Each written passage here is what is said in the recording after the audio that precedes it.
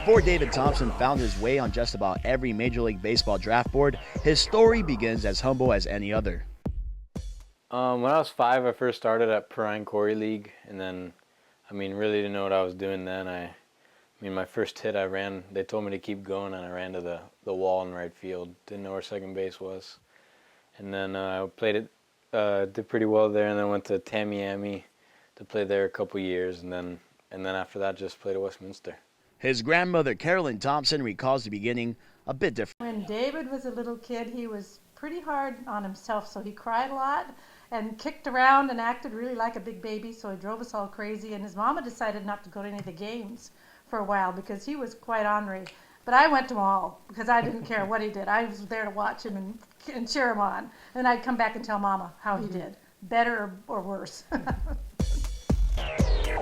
At what point did you realize that your dream of being a professional athlete can actually be a reality? To me, I still got a long way to go before hitting any of that. But it's always been my dream to hopefully play in the major leagues. Now that the draft and people are talking about it, I try not to think about it too much because, I'm set on going to UM. That's the only thing that's set in place right now. But it means a lot. I hope I can make it one day. One of his first coaches was Freddie Gonzalez, who is now, he was with the Marlins and now up there with the Braves. And I remember Freddie after a game just saying, "Wow, that's quite an impressive bat speed." Just last season, David Thompson broke Prince Fielder's all-time state home run record. It's definitely a real exciting thing. Feel very blessed to be able to have done that. Especially with a guy like Prince Fielder who had it. Breaking his record is, something I had never even thought about, but it means a lot to have done that. Many mediums have compared Thompson to Tim Tebow when it comes to the sport of football, and others compare his baseball abilities to former Westminster standout Alex Rodriguez. But who does David Thompson compare David Thompson to? I try not to compare myself to any people like that.